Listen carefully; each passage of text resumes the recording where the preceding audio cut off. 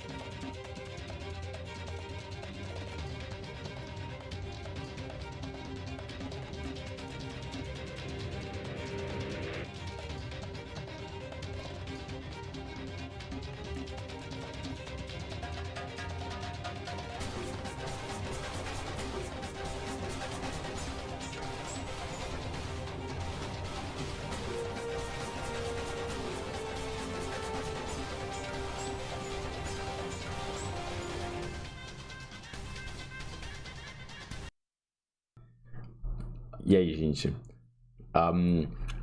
Sejam todos muito bem-vindos, bem-vindas, e welcome to the ones that do not understand this weird language we call Portuguese. Estamos aqui hoje reunidos mais uma vez para voltar para nossa agenda, nossa programação normal, onde iremos continuar a nossa história aqui com House em Fata Morgana. Se vocês não me conhecem, eu sou o Sorraio e estou aqui experimentando pela primeira vez essa visual novel que muitos colocam em alto padrão de histórias fodas que todo mundo deveria experimentar. Portanto, é isso que vamos fazer hoje. Algumas coisas que eu preciso mencionar, no entanto. Eu não vou dublar absolutamente nada. Se vocês não lembraram das outras vezes, tem muito texto. Só quero dizer que tem muito texto, então eu não vou dublar absolutamente nada. Eu vou tentar fazer o meu melhor de dublagem, com o texto que eu consigo ler, mas, né, nem vou ousar em tentar dublar ao mesmo tempo, tipo, traduzir. Então, não esquecem. Sentindo uma merda o fim de semana todo e hoje tô pior, ficar no look quieto. Tudo de boa, espero que você fique melhor. Sem mais delongas, vamos continuar onde eu estava. Eu entrei no capítulo 3 da última vez que eu joguei isso. Então, iremos continuar do capítulo 3. Eu devia ter feito loading. Upsis, pera.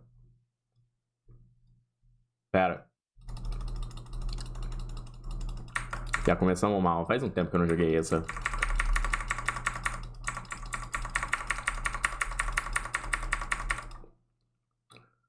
Load.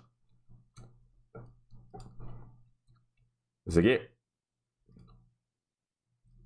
Ok.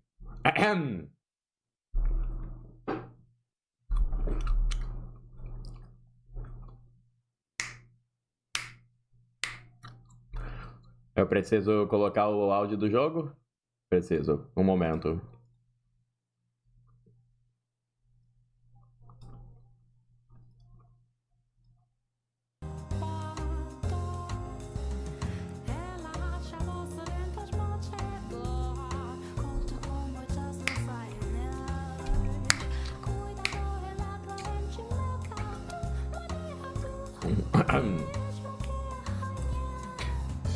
That era was a rat race of innovation and development.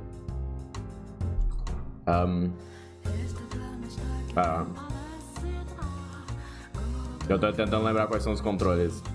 Yep.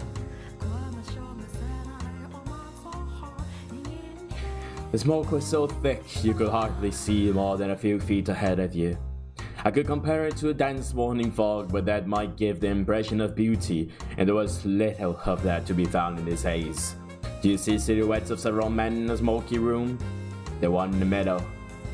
The one looking in your direction, master, was the present master of the house. Ela que tá falando. Jacopo. His name was Jacopo. And though he dressed in such fine attire, I sincerely doubt he understood how splendid the furnishings left in the mansion truly were. Jacopo, okay, thank you. É porque é italiano, né? É verdade. I am a faithful servant of this house, and I would not, for the life of me, dare speak ill of my master. However, this is a time long past. I imagine God would be so kind as to turn a blind eye to a little bit of honesty. I was not terribly fond of my master back then. He had wavy hair, the color of over-dried tea leaves, a piercing gaze, an arrogant smile, and he wore a hat that made him look rather haughty. He put his trust only in money, renown, and rank. He loved only the iron and steel that had revolutionized so many industries. He had not the slightest bit of love or care for other people. At the very least, that is what I believed at the time.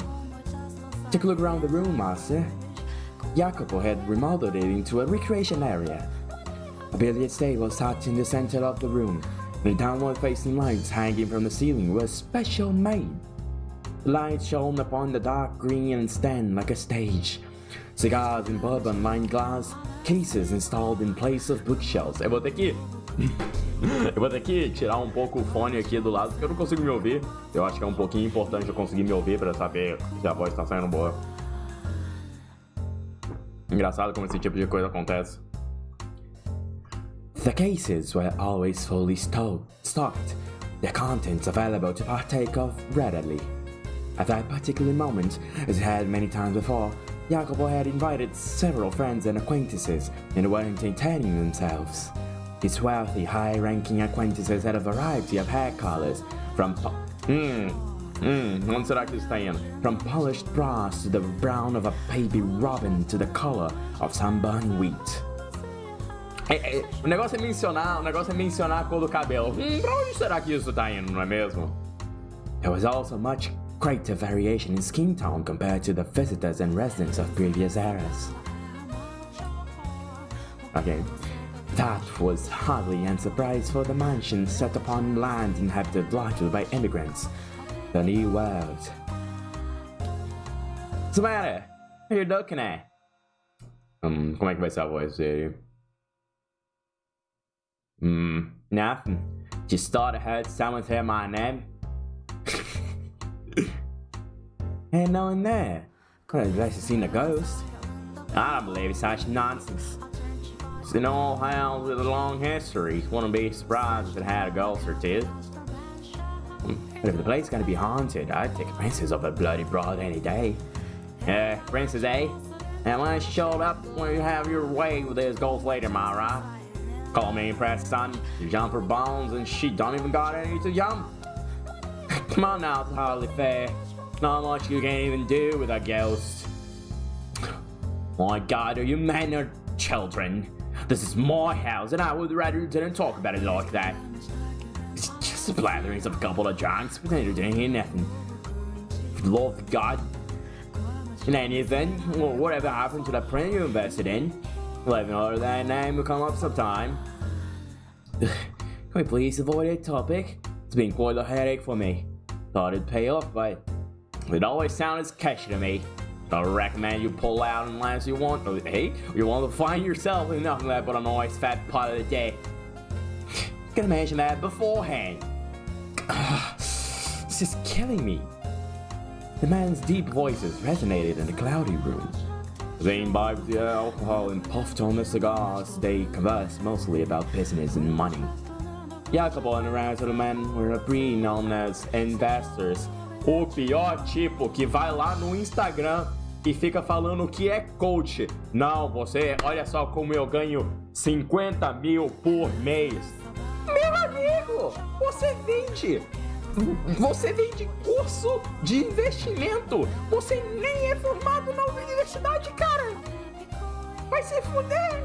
Você é o que nós chamamos de con artist. Todos vocês, ok? Ok?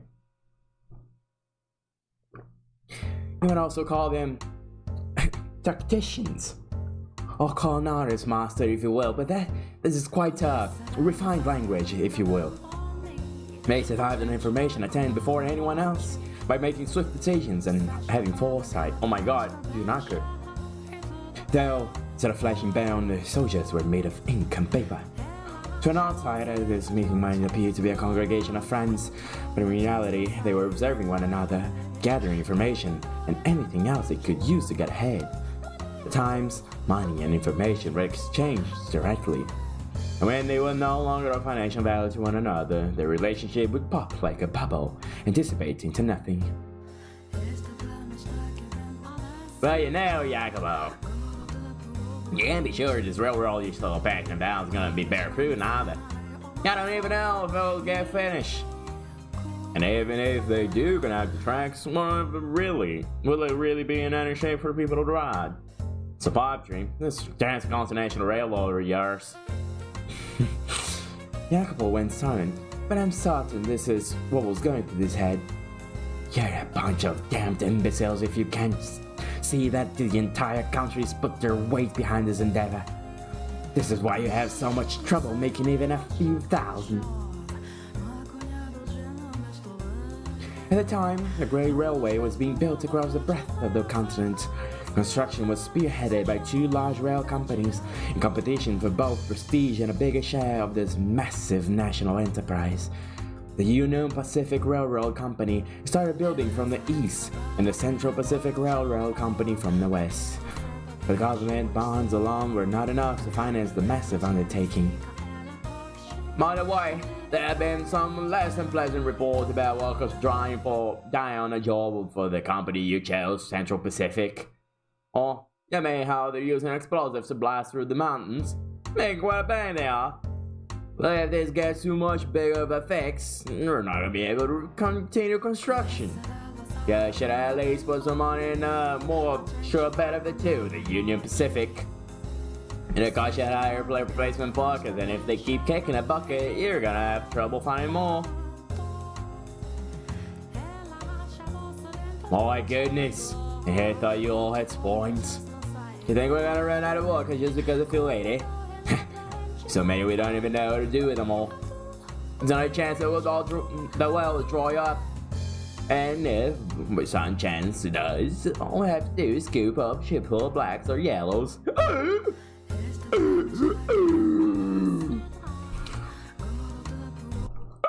Cancelado, cancelado, cancelado, não pode. Que isso? Em 2025?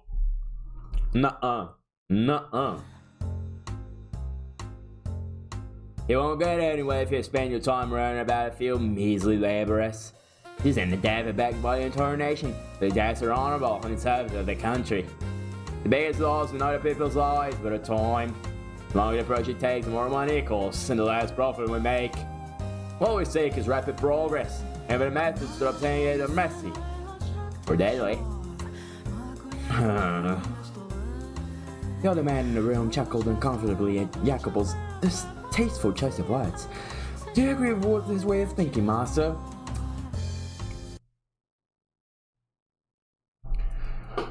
Bom, veja bem. Se eu fosse, por exemplo, a BYD ou a Nike, não tem um certo problema em pegar algum trabalho escravo, não é mesmo?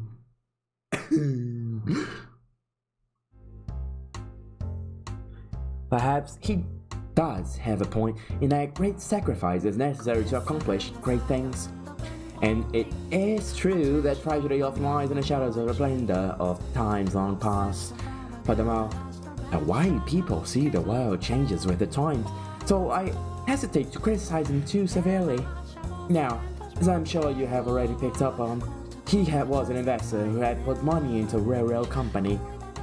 He also possessed several crude oil refineries, riding on the world's second wave of industrial development. The mansion too bustled with life in a way it never had before. Dozens of maids, including me, gardeners, chefs, sculptors, artists. At times, we even had riders coming in and out of the house. There was rarely a moment of silence. However, I was not terribly fond of the hustle and bustle personally. But please, do not get me wrong, I am hardly opposed to the mansion being cheerful. It was just... how should I put it? The splendor of the time seemed superficial, heartless. It was as though everyone was being rushed along by some unknown, invisible force. Part of it was, I expect, caused by the growing divide between those standing at the top and sitting at the bottom. Or perhaps the mansion was simply taking after its master. There's no time to waste. Everything's rested upon the success of this project. Whatever it takes, I will ensure it happens. Any more money, more power. Suddenly, a restrained knock on the door stopped his train of thought. From beyond the door came a woman's voice, gentle as a soft, springy breeze. Pardon me, I made some tea. May I offer anyone a cup?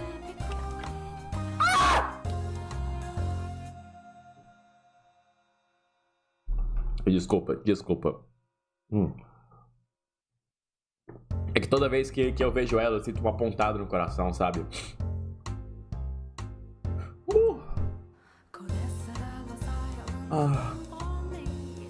Minha donzela de cabelos brancos e olhos vermelhos. And the door opened, and it stood a beautiful woman with pure white hair. It was indeed her. Are you surprised? Nesse ponto, não. Or did you anticipate her appearance? Though she was not the same age and dressed differently, the white-haired girl, whom you saw fall into the hands of a misfortune in the era of roses and the era of the bees, was also present in this era of innovation. Furthermore, she was Jacob's wife. No!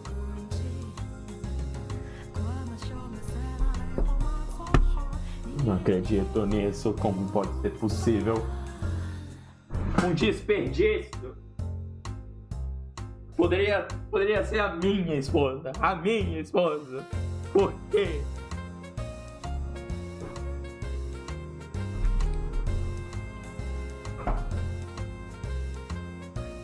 Tea? I recall asking for that. Man, were you asked to make it? I wasn't, but I had these sleeves with the most wonderful aroma. I thought you might enjoy it. Shut your trap and your place. What do you think we have all this mates for?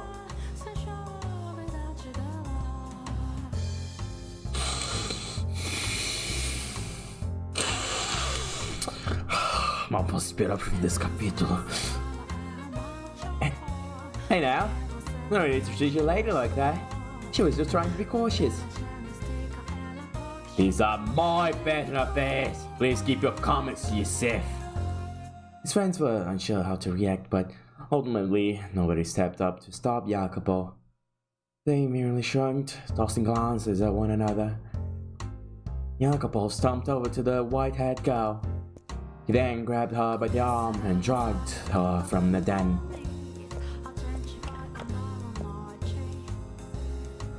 What the hell do you think you're doing? I told you time and again, you stay away from that room unless absolutely necessary. I'm sorry, but I made tea and... Shut up about the tea already! You think we have tea bars in there like a bunch of prissy nobles? I'm sorry. You really feel so bad, don't go in there in the first place. Get the hell back to your room.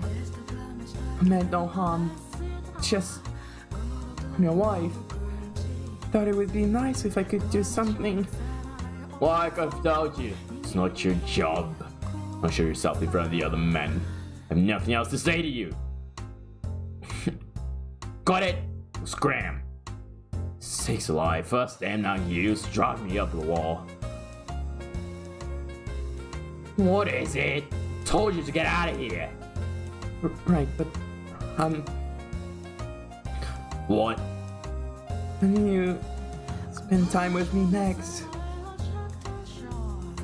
It's been some time since we last went out together.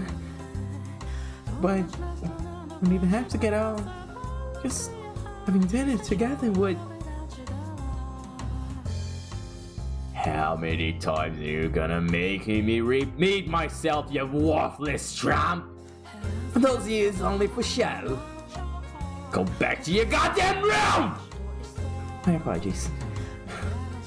Looking utterly downtrodden, the white-haired girl made her departure. Such a piteous sight she was. She watched her go. As he watched her go, Jacopo merely snorted. Just thinking about the way he behaved then angers me. I have little fondness for men who do not treat their spouses with respect. So as you can see, the white-haired girl was in hardly a joyous situation.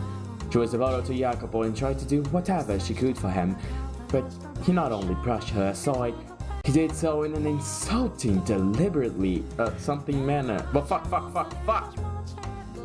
deliberately hurtful manner. They were far from picturesque partners. Do you wonder then, Master, why she married him? The answer to that question will come to light in time. Ai meu Deus, Mage, por favor, me ajuda. For now, let us follow her. É o capítulo Jazzy. You like jazz? Looking down dejectedly at the undrunken tea, the white-haired girl walked alone down the corridor. Though its calming scent filled the air, there was nobody around to have the heart warmed by it. Por favor, eu aceito chá. Você sabe o que eu gosto, não? Não, pera, é a Mage que sabe o que eu gosto. Mas você também, eu aceito qualquer chá que você fizer.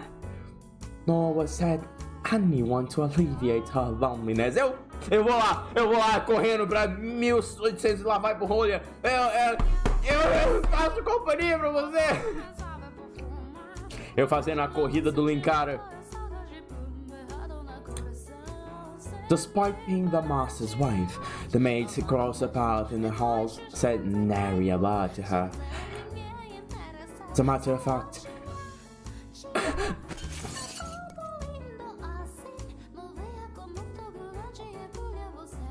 oh dear, I beg your pardon, madam. It's fine. I even bumped into her, stifling a laugh as she trotted off. In all likelihood, she had done it intentionally. The poor white-haired girl who had fallen to the floor stared helplessly at the broken cups. The tea she had made for her husband was forming a stain in the carpet. The maid's behavior toward the mistress of the house was absolutely unacceptable. Nonetheless, it was commonplace, all because of the way Jacopo treated her. Though the man of the house acted cruel to her, the less weight her position as his wife held to the servants. Day in and day out, the maids worked busily, offered little opportunity for leisure, so they would naturally have accumulated quite a bit of stress, and she became the target for them to let off this steam, not directly, but through a more subdued kind of harassment from the shadows. She must have felt quite miserable. I imagine she would have been better off as one of the maids. On the surface, and in front of others, they showed respect for her as Jacopo's bride, but behind closed doors, they acted very much the opposite. The disparity between the treatment she received around others, the treatment she was supposed to receive at all times, and the way she was actually treated made the abuse that much worse. And furthermore, as you have seen through the other doors, Master, she was a very reserved young woman. She could neither raise her voice in reprimand nor raise her hand in retaliation. I have to get this cleaned up. She extended her spindly fingers over the shards of shattered porcelain. But even the broken cups seemed to have no concern to spare for her, and shattered edge cut her fingertip when she made to pick it up. A trickle of warm red blood ran across her unearthly white skin. A painful sight as it was, it had a sort of taboo beauty to it. The blood spilling from her finger showed no signs of slowing down. She clenched her hand into a fist, let out a sigh, and went back to collecting the shards of porcelain. But when she did... Huh.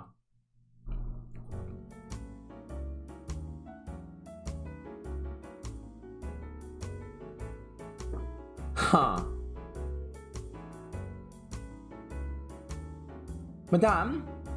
Madame? What's the matter? Madame is bleeding. All the other maids ignored her, one came running over, shouting to the white-haired girl outside. We need to get it cleaned and bandaged up. Oh, you don't need to pick that up. That's not your doll, madame. It's alright, Maria. There's not much to pick up. Por favor, perdoem-me por fazer um comentário um tanto quanto sarcástico contra a menina de cabelos brancos, mas não tem muita coisa pra pegar, mas com o pouco que tinha você conseguiu se cortar, então assim, deixa ela.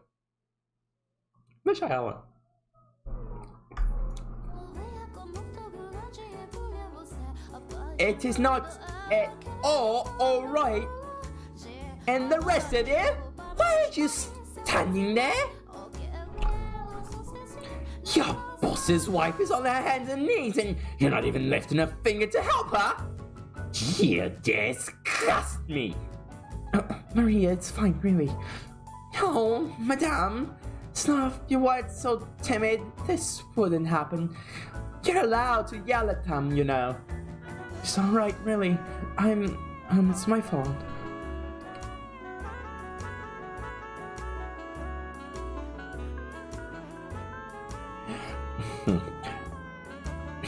Anyway, we should get that finger taken care of.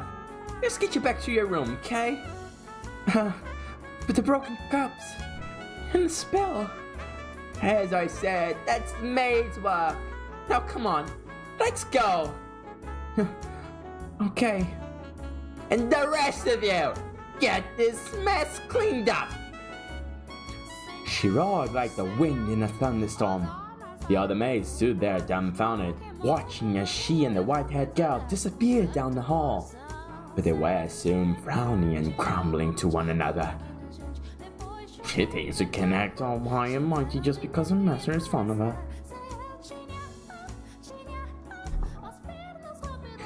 The woman's name was Maria. She was one of the maids. She was the one person in the mansion the white-haired girl could think of as an ally. Though her husband paid her no mind and the maids made her life miserable, just one person, Maria, treated her with respect and kindness. And I am sure you can readily imagine just how much of a lifesaver that was for her. I too found myself somewhat relieved that Maria was there for her. Being a servant of this house, I was also one of the maids working there at the time. Eu mal posso esperar o momento que a Maria vai sofrer um destino terrível como todo mundo que dia ficou do lado da menina de cabelos brancos. However, I was unable to involve myself to any great degree in her fate. This meant that there was little I could do to assist her, even in times of pain and unpleasantness. É porque você não quis. The best I could do was pray that Maria would continue to lend the white-haired girl her hand. That does it. Thank you, Maria. You're always such a big help. Oh no, no need to thank me. I just did what any good maid should do. No one else is in the room, you know. Oh, right. Then I can drop the act. Man, I just can't get used to talking all stuffy. I'm out there doing my best, but the handmaid's still spouting stuff like, "No man, ass speaking isn't proper for a servant." Every single time we meet.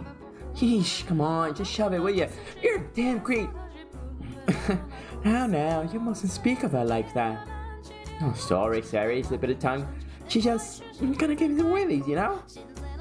And speaking of, you dropped this topic talk to Madame. Kinda awkward if only one of us is acting casual, you know? This is normal for me. If I attempted to talk like you, I would freeze up out of nervousness. This is my casual. Fair enough, because that's what happens when you're raised well. I like it though. There's a very regal feel about it. I don't think my upbringing is the only factor. But, you know, upbringing is important. With a whole lot of money, more than money, I'd say. I suppose. Thank you, Maria. You're always so compassionate. Yeah, betcha. You don't call me the Virgin Mary for nothing. I practically bleed compassion. Meu nariz tá um pouco... Olha, eu preciso falar pra vocês sobre isso. Eu tenho desvio de septo e em certas situações meu nariz fica meio entupido e isso dificulta muito eu conseguir manter as vozes. O que é um saco, porque eu tô tentando, mas às vezes não consigo respirar bem. That sucks, you know, it sucks, it fucking sucks, I hate it, but it's how it is, and you know, I poderia ser melhor. Às vezes eu tô tentando fazer a voz e tá entupindo aqui em cima. You know, that might be true. You very well could be the reincarnation of the Mother of God. Jesus, actually, thank you very much. No, we're supposed to laugh at that. Just embarrassing if you take it seriously.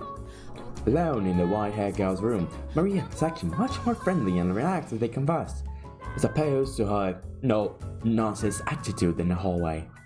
The two women were, as you can see, quite close. They had crossed over the wall separating master from servant and built a bond of friendship. And at some point, they had begun to speak frankly with one another when no one else was around. Maria was the only person in the mansion around whom the white-haired girl felt comfortable being open.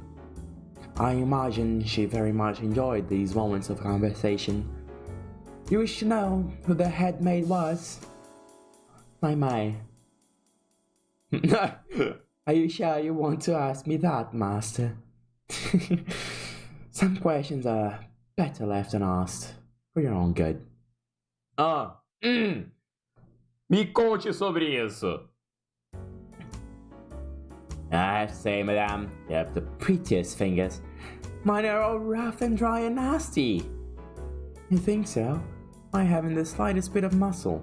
They're about as frail as dead branches. Yeah, who needs beefy mitts anyway?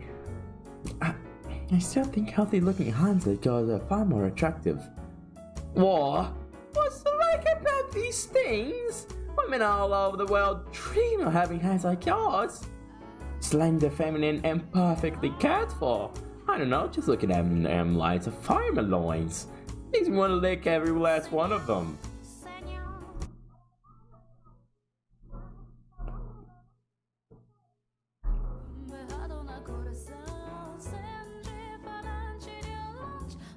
Actually, say, can I lick them? Fique longe dos dedos da minha esposa.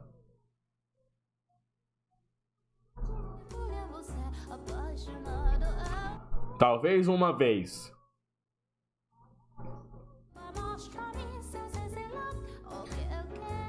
Can I rub my tongue up and down the whole 10 of those sweet little digits? Come on, can I? What do you say? Stop that, Maria, seriously. I'm kidding, just kidding. Oh, Maria. Alright, one of those tea leaves are not, madame. The ones you imported. All of them is just, Torre. They can't get enough of that aroma. I sure like to get a taste of it. If you, love it extra, you think you could spare a sip for me? There was, what was in the cups I dropped? Oh, really? Ain't that a crying shame? And Jacob wouldn't have any of it? God, why does that man have such a stick up his ass? His ass. Went through all the trouble of making for him and... he was busy. It's not his fault. Busy? You mean blowing billets, drinking bourbon and buffing a damn cigar? They made... He may look to us like they are just making small talk, but I'm certain that meeting has some importance to their business. It was imprudent for me to try to step into the man's world. It's just not right. I mean, you're his wife! Why shouldn't you be allowed into the room? It doesn't bother me. You don't have to pretend. Here's an idea. How would you like to have some of that tea now? We also have some orange marmalade, which you liked so much. Add a scoop of that and a tray of cookies, and we have the perfect tea time. You're singing the silent song, madame, but you really should be doing that with him. He would not have tea. He especially does not like it. I don't want it to go to waste, so...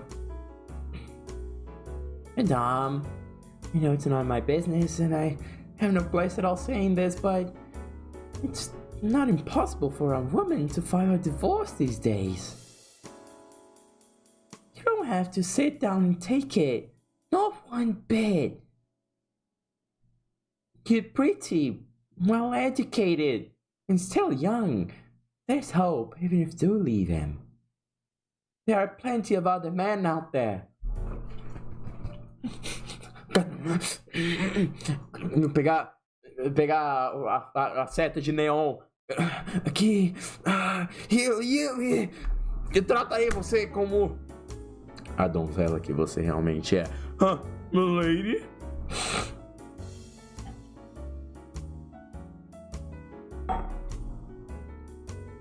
You aren't obligated to stick with that arrogant jock.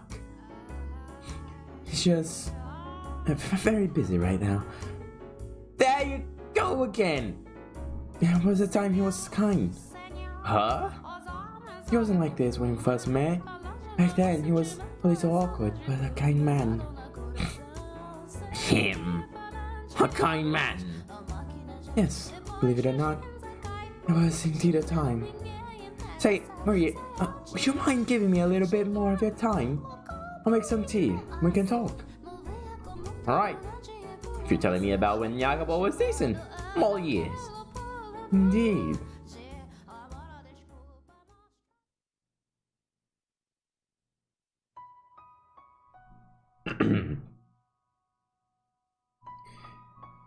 As I am sure you are aware, our parents arranged our marriage.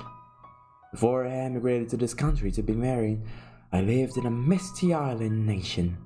Portraits of my ancestors hung in the house where I lived. I remember as a child wincing in fear at the sight of them staring down at me. My mother and father were constantly telling me how to need to show them respect, as it was their hard work that kept their bloodline alive and well. However, they were fighting an uphill battle to do the same. It would have been clear to anyone reasonably perceptive that our house was coming tumbling down.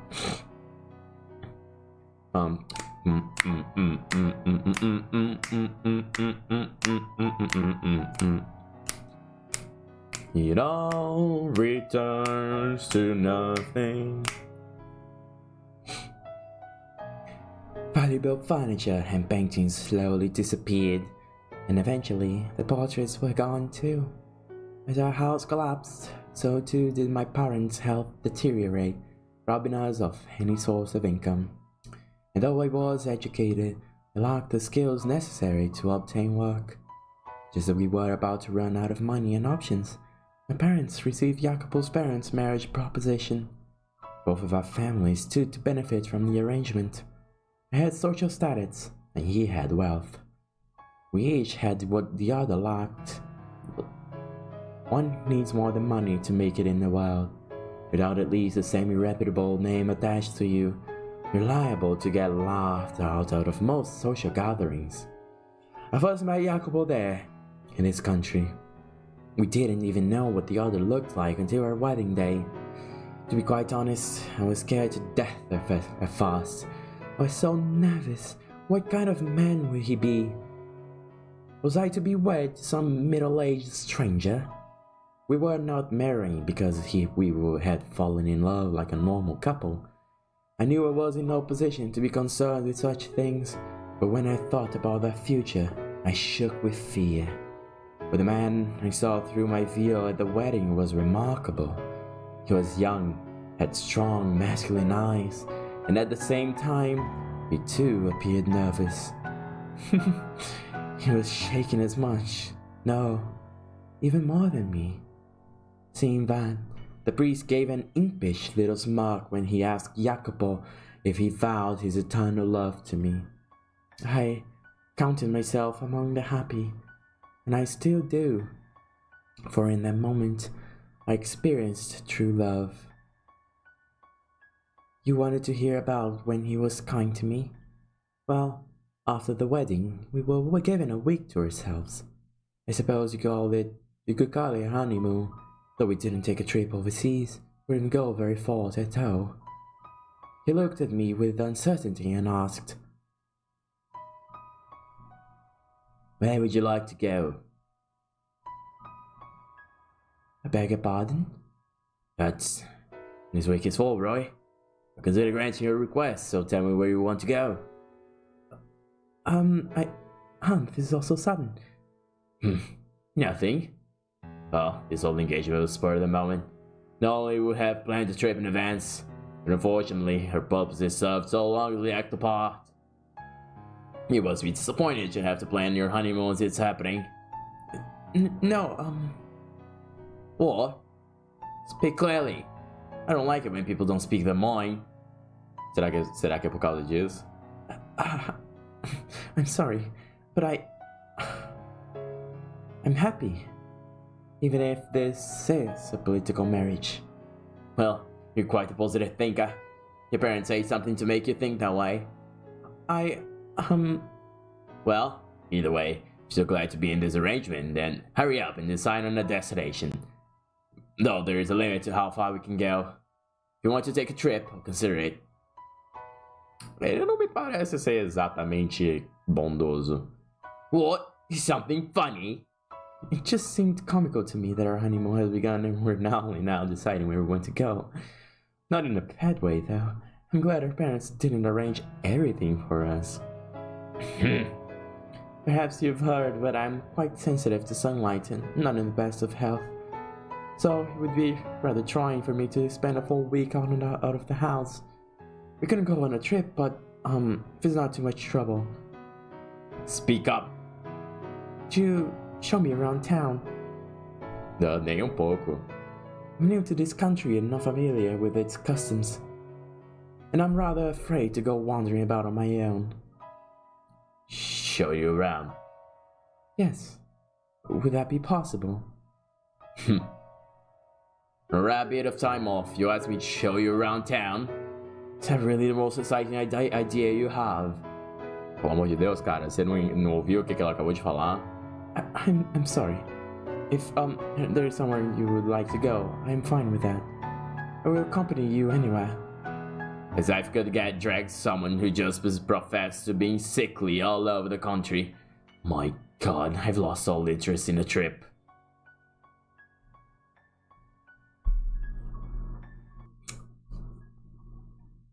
Se isso é alguém sendo bondoso com ela, eu não quero nem imaginar o contrário. Eu não quero, imaginar como foi o passado dessa menina, cara. Pra ela pensar que isso é alguém sendo bondoso com ela. Hello? What are you doing? Go get ready, now. I beg your pardon? Didn't you want to see town? You show me around? You're the one who asked. I like having you out about here, so yeah, I'll show you around. Thank you. Don't just stand there, you dullard. Get a move on. One moment, wait for me, please.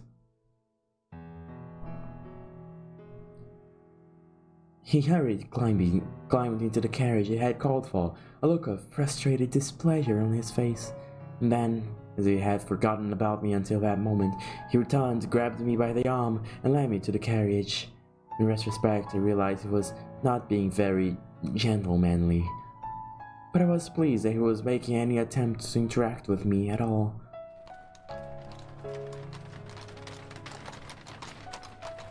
Ele não tinha mais nada pra fazer, eu acho, né? As the carriage trolling down the streets, I saw so many new things. I had spent most of my time cooped up inside at home, so it was like stepping into an entirely new world. And add to that the rapid industrial advancement currently taking place, I saw men shouting back and forth as they smacked newspaper articles with the backs of their hands. I saw corner cafes crowded with cigar-smoking men and breakfast work.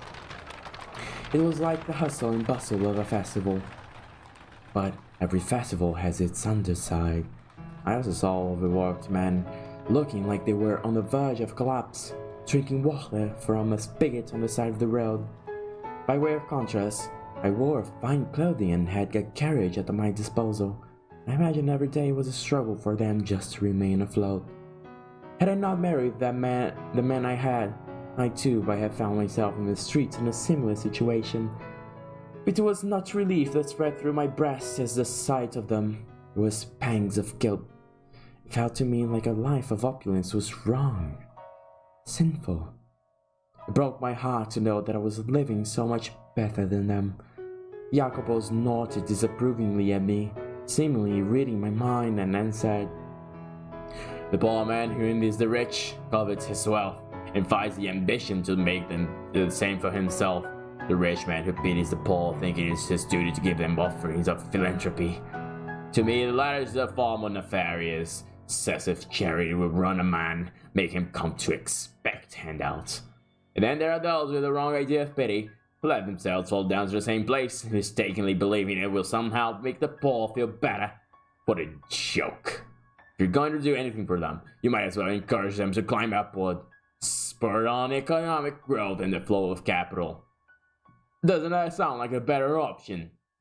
Falou exatamente como um CEO. Meus parabéns. Mal posso esperar para quando você, sei lá, o seu sucessor daqui a umas 20 gerações for o CEO da Activision Blizzard, por exemplo, e falar: quantos mil funcionários eu irei demitir hoje? Porque essas pessoas, elas estão aí apenas para tentar chegar no topo, não é mesmo?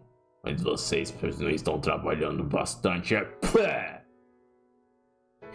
I see nothing, simply smiling and giving an ambiguous nod. He had a point. My sympathy and guilt meant nothing to people actually experiencing hardship. Feeling guilty of my own fortune, except I acted upon that pity in the way he had described. It would accomplish little more than self-satisfaction. He seemed to have seen straight through to my very core. This was a man who had built his own fortune through investment, which I imagine required him to be rather astute.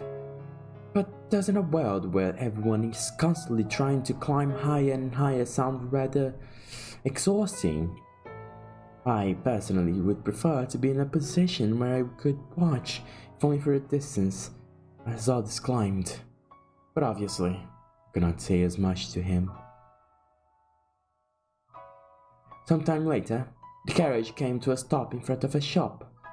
As I looked at the building perplexedly, he gestured to the door with his chin, signaling for me to get out. Lost and confused, I stepped down from the carriage, and before me spread a showcase behind a large glass window. However, lined up in the case were not precious metals or expensive clothing, but machines. At first, I had no idea what kind of devices they were. Have you never had a photo taken before? No, I've had a portrait painted though. Are these machines for taking photographs? Portrait, eh? I'm not surprised. It's not me to boast. Go on, get in. Please, wait for me.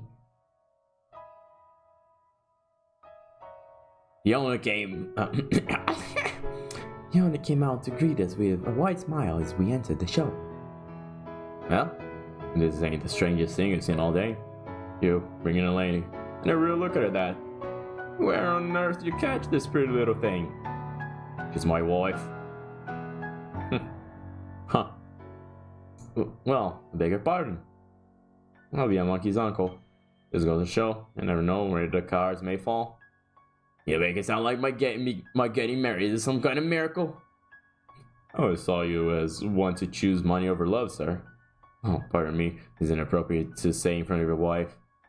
You often come to the shop? On occasion. I need some things from here from time to time. I see.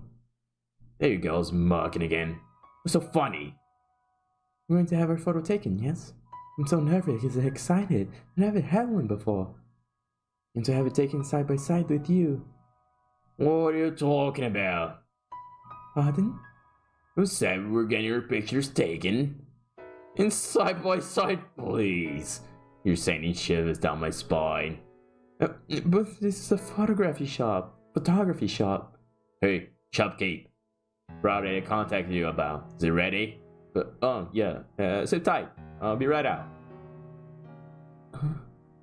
You take a seat. There's a chair over there. What? Going to show you something much more exciting than sitting still and waiting in front of a camera lens. Oh. Just do as I say. Okay. I sat down in front of a large mirror, which I presume was normally used to check your appearance before having your picture taken. Sitting before a mirror with someone else present was quite nerve-wracking. Out of embarrassment, I dropped my gaze to my knees. But when Jacopo returned, I was entranced by the curious object in his hands. Huh. Pera.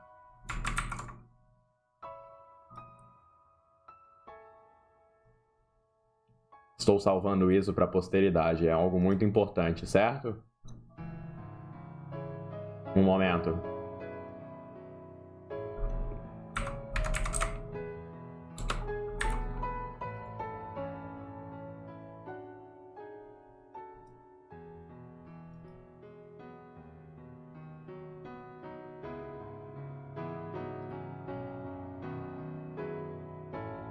Save this mile. Forever.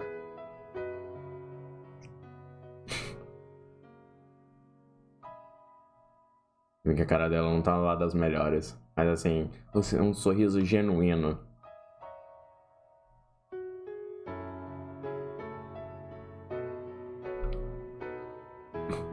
What is this? Do you know what persistence of vision is? Human eye does not perceive the world 100% accurately. This is especially true for objects in motion. Remembers the image for a short time, so if you put a new image in the same place, your eye perceives it as a motion. See for yourself even faster than explaining it. You see this list in a disc. Look through the bottom one and into the mirror. Okay. Good, just like that. Bring your head in close. Here goes. Standing behind me, he slid his finger across the top of the peculiar toy, causing it to spin gracefully, and then...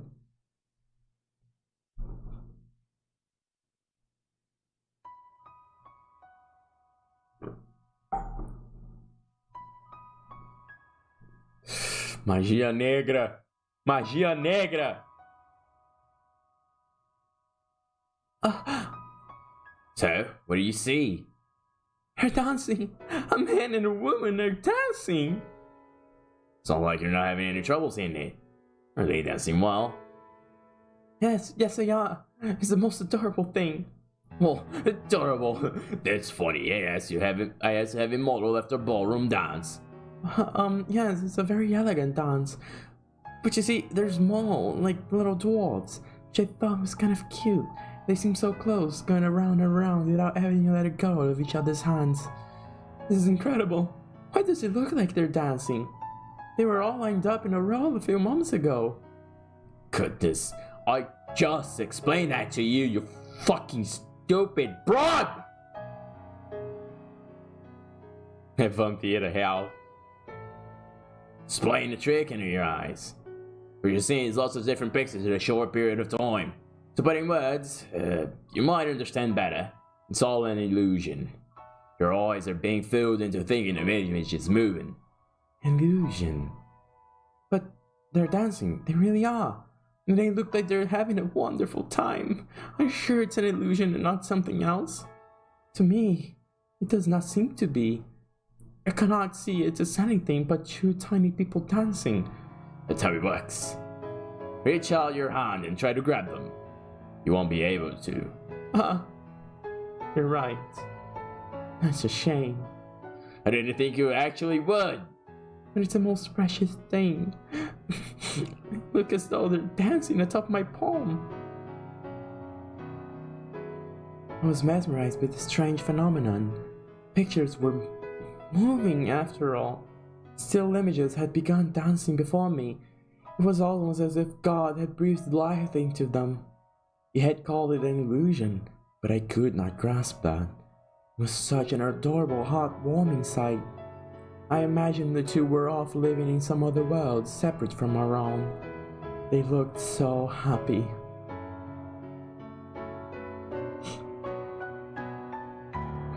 I was almost certain they were off dancing in their joyous world, free from all the sorrow and loneliness and pain of this one. Eventually, the speed at which they danced began to slow, as they were resting their legs. I almost thought I could hear the sound of their feet with each step.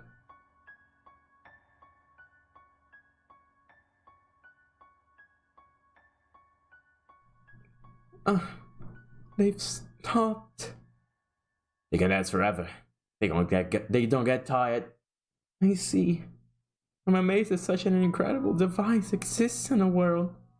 Makes me wish I had gone outside sooner. I'm sure someone from as distinguished a house as yours has seen plenty of amazing things with your family. Hardly. I rarely ever left the house. I'm ignorant about the ways of the world. If you had not told me, I would have probably never known about moving pictures. The illusion of moving pictures. Do you like it? Yes, of course. Well, in the portrait you had painted? Yes, I do. The painting was wonderful too, but... Can't seem to make up your mind. Go on, tell me, which you like better, the portrait or this? Deixa eu imaginar. Ele tá perguntando ela isso porque é um investimento. É uma oportunidade de investimento que ele tá procurando. Então ele tá vendo a opinião dela e ficando tipo, então isso é o que essa gente rica gosta, né?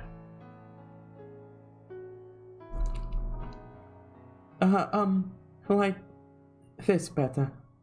I see. Looks somewhat pleased.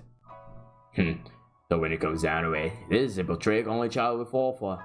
Then I suppose that makes me a child.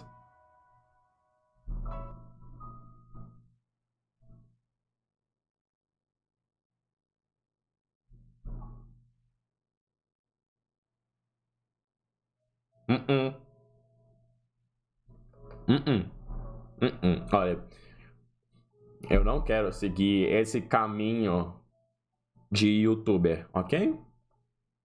Vamos ficar longe disso, ok? Deixe isso com o Captain Disrespect e tudo mais. Eu não.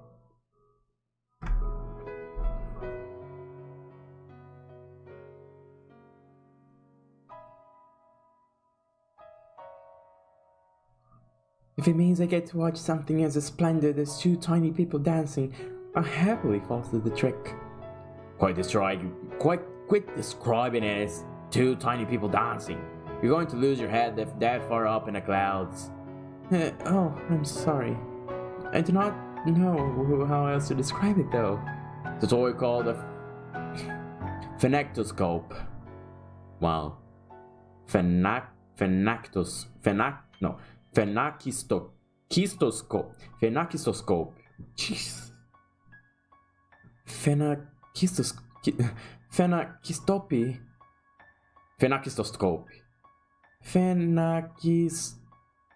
Wheel. Close enough. It was invented around 30 years ago. I had a shopkeep make one model of the original design. So the shop owner drew this? He did. A lot better than you expect, isn't it? Yes, indeed. I'm surprised he could draw something so cute. So you lied to his face and don't go red as a beet. When I give you get a load of what I give to get a load of that, you should tell him the next time you see him. He's a sweet man. Despite how he looked, you mean? It's not right to judge people based on their appearance. Just kidding. Don't take it too seriously. Shopkeep here loves the new technology. The phenakistoscope is one of such inventions that caught his eye. You can trick the eye into thinking drawings are moving. Do the sequence of photos and perhaps make it seem as though real people are moving too. And it becomes possible to show those images to many people at once. These developments could broaden the options artists have to express themselves. Not drawings, but photographs? Yeah, photos. Or taking hundreds or perhaps thousands of photographs. It would be possible to reproduce the world as we see it. This room, people walking down the streets. O cara tentando criar vídeos. Uau! Vai passar ads agora mesmo. Eu vou dar uma pequena pausa para pegar um pouco de fôlego, ok? Talvez. Não, ainda tem um pouco de água aqui. Mas acho que é bom recolocar a água. Então, já estamos de volta. Au!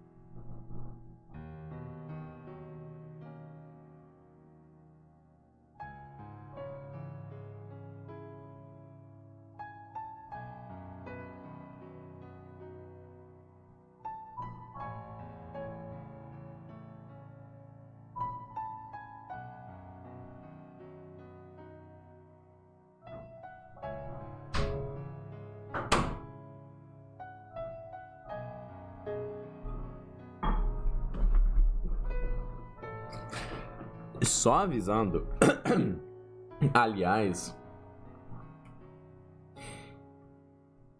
que por mais que eu gostaria de ir até o fim do capítulo hoje, eu não vou conseguir. Eu sei o quanto tempo leva pra cada um desses capítulos passar, e eu poderia ter planejado um pouco melhor hoje. Eu tava tentando fazer um vídeo e tal, mas aí, quando eu tava meio que preparando pra começar a stream, acabou levando tempo demais. Então eu comecei a stream um pouco tarde. E, eu vou ter que me aguentar. Eu sei que eu vou chegar, tipo, no clímax da porra do capítulo e eu vou querer saber o que vai acontecer. Mas eu vou ter que esperar. Eu vou ter que ficar, tipo... Agora esse cara... A gente vai ter que esperar até o momento. Vai ter que esperar até isso acontecer. Até agora, de boa, tá tranquilo, tá no comecinho, nada demais. Mas enfim, continuemos. There's no point in recording boring everyday life though.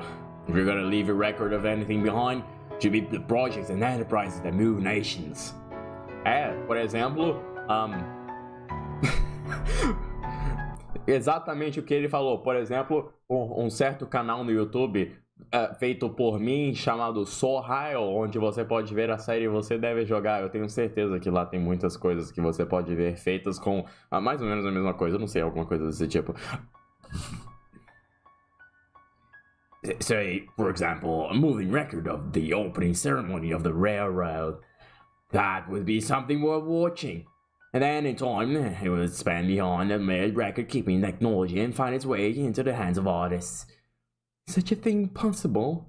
You must remain still for a long time just to take a single photograph. Right now it isn't, but eventually it will be. But and I'm not simply fantasizing here. Is that so? It sounds so very futuristic. Do you... What? Do you want to support people who work on that sort of thing? Is that why you were friends with the owner? Has nothing to do with my wants. Merely think there's money in it.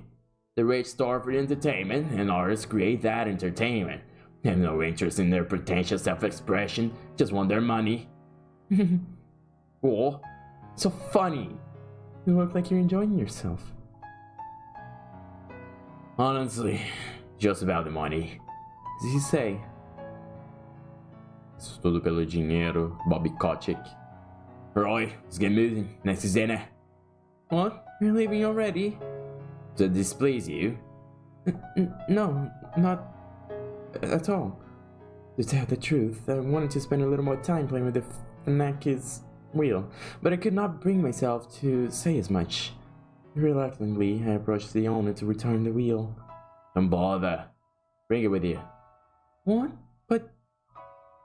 If you don't want it, that's fine too. Just make your decision quickly. You're making the drive away. Having said that, Jacopo exited the shop. I alternated between looking at his back and the Fanakis wheel, debating what I wanted to do. Then, with a smile, the owner whispered to me, "You're allowed to keep it, really. Your husband out there made it as a gift for you." For me? A little while back, he came to my shop asking if I could make a Fanakistoscope. Now that about knocked me out of my chair.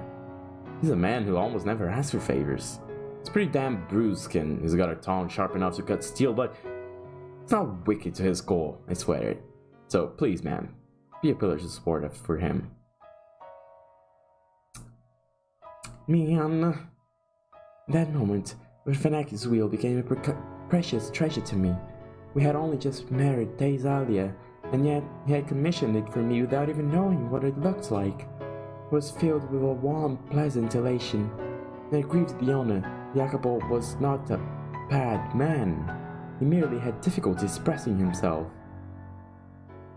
Hurrying back to the carriage, I gave him my deepest thanks. Ele é tipo...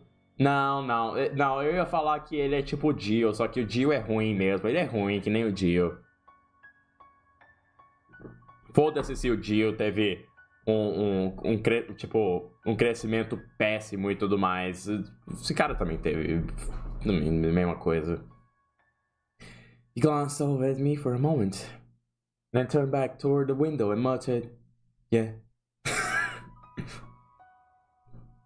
From there, we went to a restaurant for dinner.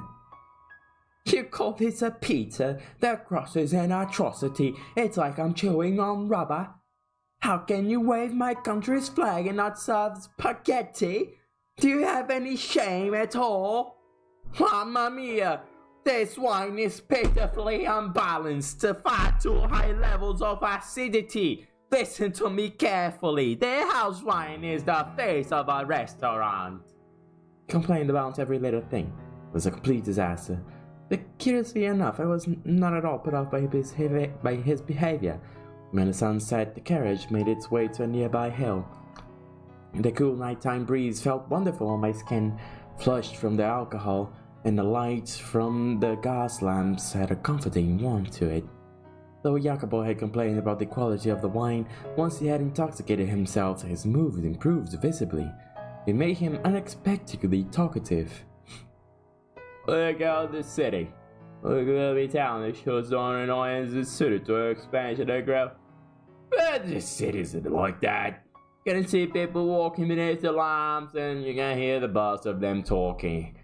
This is a city that still has plenty of room to grow. As they ride the rising wave of economy, many more people will gather here.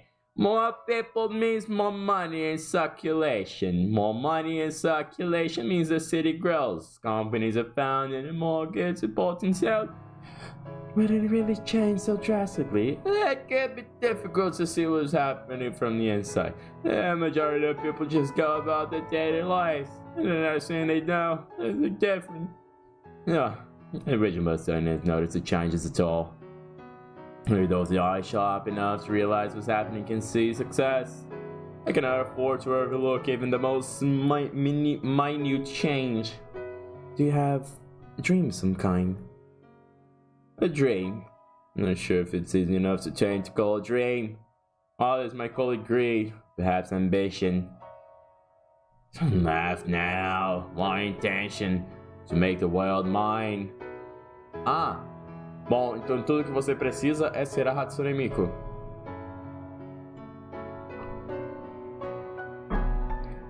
The world? Yes, the world. And to do that, you need neither physical strength or kindness, but money and influence. People have no choice but to kneel before those sources. Why are you so intent on obtaining power? Because I want to change my country, I imagine. Your country? You are aware that I, like you, am an immigrant, right? I immigrated from an island in the Mediterranean, though not the same island as you. My country is a peculiar place, where candor and violence go hand in hand. As a hell, the country is on the poor side. If nobody does anything about that, I am but a few of my fellow countrymen has set their sights on the new world. They are falling far behind other nations. If I find success here, perhaps I will catch their attention. But if it doesn't, then my country is doomed to collapse. You have much love for your homeland. My feelings are a little more complicated than mere love. There's nothing you need to concern yourself with. Well, I'll have to remember not to get myself drunk around a woman again. Get everything I just said. It's about time I head back to the house. Alright, but, What is it? is it alright if I provide you encouragement as you try to attain your dream? I know my presence is more likely to be a hindrance, but I would like to be there to watch as you track forward. I suppose. Do as you wish. Thank you. You have my support then. Darling? Sent a shiver down my spine, so not an unpleasant one. Men. I'm glad to have you as my partner. Fala darling pra ela, cara. Porra. I was, without a doubt, happy then. He smiled, the things he said, the Veraki's wheel he gave me, they were all undeniably real. Those memories give me the will to wait for the day things go back to the way they were. They allow me to believe.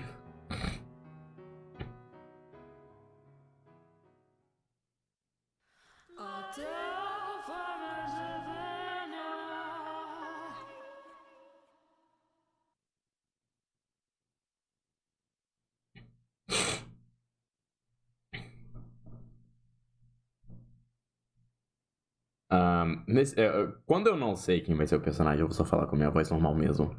This is something that actually happened to another maid.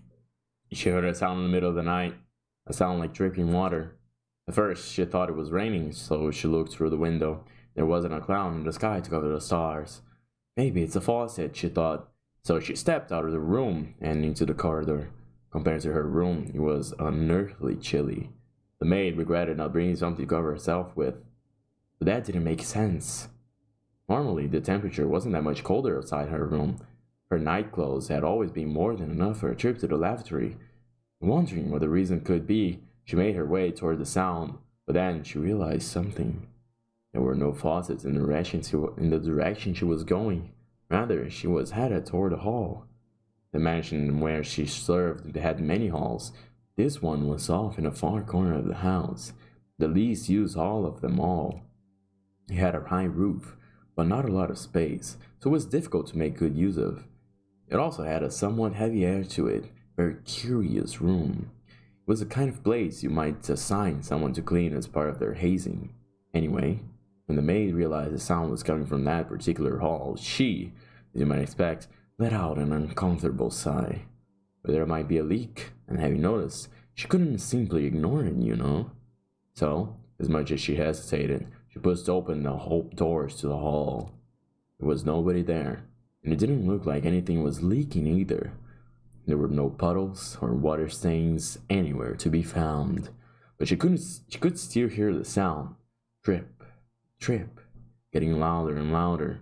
Slowly stepping further into the room, looking left and right and left again, she searched for the source of the sound, coming to a stop in the center of the hall. She stood there still, quiet, and then the chilly spot on the nape of her neck.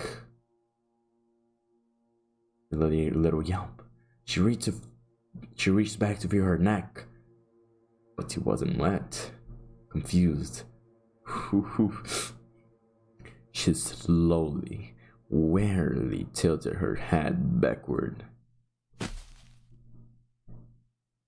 And there hung a bloody skeleton from the ceiling! Ah! Meu Deus do céu. That's rich, amazing, oh my god, you scream like a little girl. Maria, you little. My god, are you mean? Are you men or children? This is my house, and I would rather you didn't talk about it like that. Whose words are those again? Shut your mouth. How do you know about that? Were you eavesdropping? Another thing, I do not care for the sort of stupid, fantastical tales you women so love to pass around. Because they scare you? Oh, you've never been able to handle anything scary, Jacopo. Whoa, don't glare at me like that. You're gonna destroy my sides.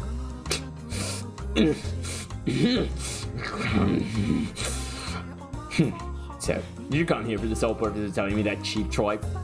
Yeah, I can tell that the fact you just makes you look twice as much of a wuss. Well, I mean, I did make up for half of it, but the maid really did hear a sound in the middle of the night. And it came from the back hall of this very mansion. Did you know they say it used to be a chapel? Again, I have no interest in you women's little ghost stories. Is that so? You sure you're not just scared? Maria! Well, that said, the room is completely impounded. This is a pretty old mansion, and it's had a lot of work done to it. I don't feel like it's barely put itself together. Like a big old quilt with pieces from all different time periods. Back hall is one of the oldest patches. There's a huge window on the far end, and supposedly there used to be stained glass in it. Oh, you're gonna be so anxious. It was a depiction of an archangel, they say. Such a shame. I wonder when it was broken. If it were still there, it better be worth a fortune. I find it hard to believe. First of all, why would anyone put a chapel inside a mansion? You've got a point, I guess. Now, how about you do some actual work instead of distracting yourself with all this nonsense? I do work, but the other maids can be a bit nasty, you know? Dealing with other women is like walking on glass. Am I to blame for that? What if I say you were? Don't give me that look. They were just not fun of me, simple as that. Nothing you can do about it. Is that so? Oh yeah, I was talking to Madame, and she was telling me you used to be quite a gentleman. Were you perhaps actually in love back then? You sure don't act like it, so it's hit or miss. It's a hit or miss. But I guess you're not made entirely out of steel. Just like when you were younger, you just still... Do not speak of that. Caraca, eu só mandei o... Don't say that. The past is not worth remembering. Isn't necessary. So do you. The past should just be cast aside? Nah, it's not important. You don't want me to talk about it. I won't talk about it. But your wife...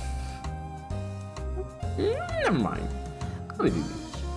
I have to get back to work soon, or I'll be staring down the handmaid's Arctic smile. Alright. If the fancy strikes me, I'll drop by and we can trade more ghost stories. Maria. What? The ghost stories? No, not that. I have not forgotten those days. But, no, it's...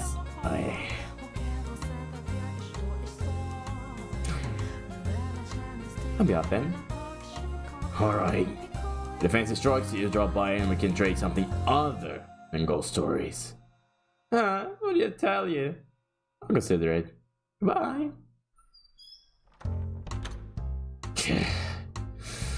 God damn it. I can't escape anything.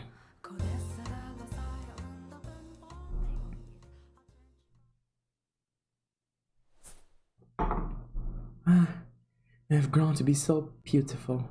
Such a wonderful fragrance. The scent of roses is so calming. I wonder why that is. Would it cause any trouble if I picked one? Toda vez que essa música toca, alguma coisa muito ruim vai acontecer.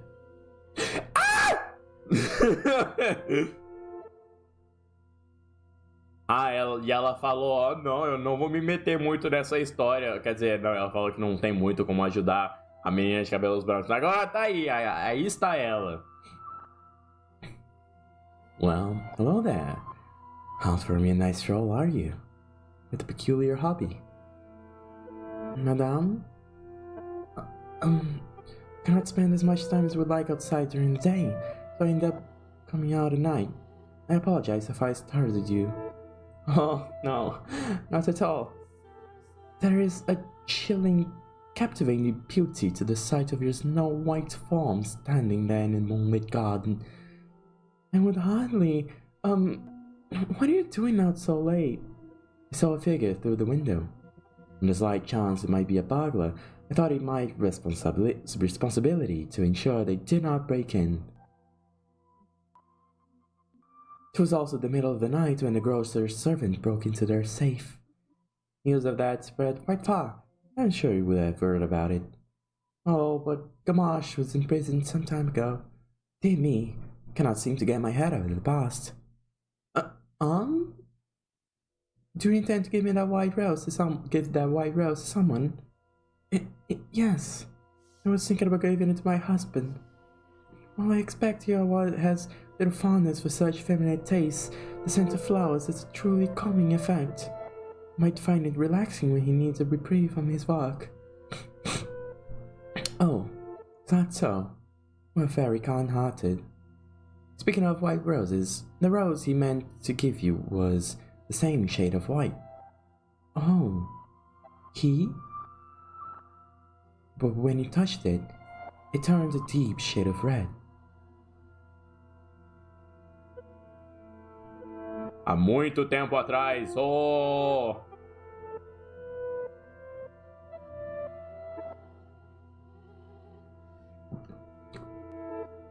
O que você está pretendendo fazer aqui, hã? There was but a single white rose in the garden, so he wasn't able to give it to you as he had wished. In its place, he had a decorative rose fashioned for you. What exactly are you referring to? Oh dear. Do you not remember? Then I am to assume you have forgotten what happened to the rose accessory as well. He was unable to give that to you either. But that time, because you rejected the gift. I am not criticizing you for that decision, of course. You had a perfectly good reason for not accepting it. Heartbroken from having lost you, he buried the rose in his garden. Over the years, the roses in the garden withered away, and in their place grew a thick, unsightly nest of weeds. Many, many years later, the accessory was dug up by a beast, and curiously enough, had not a speck of rust on it. A beast? You do not remember him either? A foreign man who, through his interaction with you, almost regained his humanity. I'm sorry. I have no idea what you speak of. The only gift I ever received from a man is my Phanakis wheel. And furthermore, I have only lived in this mansion for a year.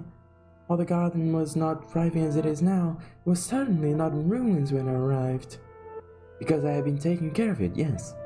But for whatever reason, by my hands alone, I wasn't able to make it into anything quite as splendid as it is now. Once you arrived and began to work on it, however, just look around. You have restored it to its former glory, to the magnificence of the flaxen-haired family's time.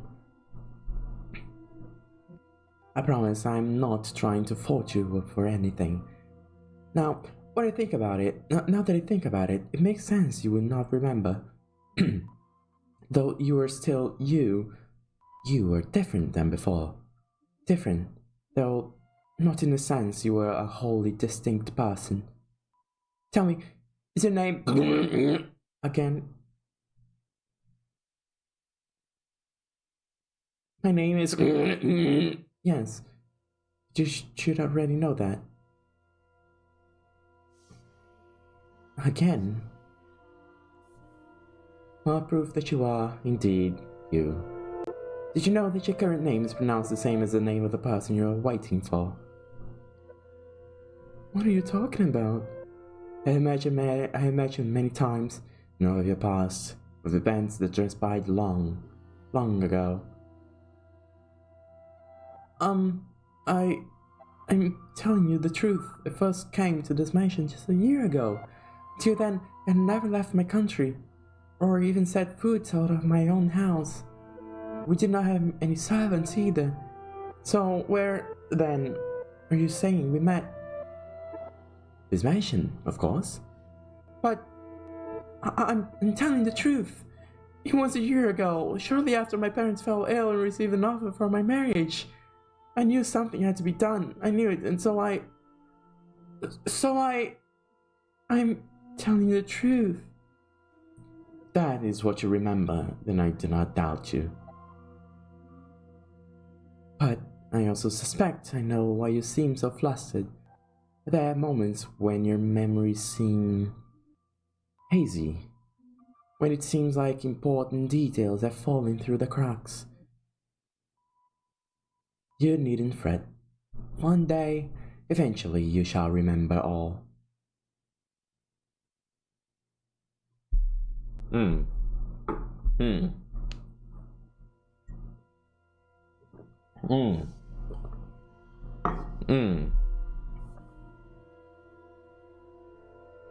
One day you shall remember all. Não é exatamente isso que ela está tentando fazer conosco? Quer dizer que ela é o mestre dessa mansão? Porque ela sempre consegue voltar para essa mansão, afinal de contas, as únicas coisas que são constantes nessa mansão é a a Maid e a menina dos cabelos brancos. Se a Maid é tão chegada, né, com ela desse jeito, então e a mansão reage de forma positiva com ela, então ela é o mestre da mansão? É claro, tudo faz sentido agora. One day.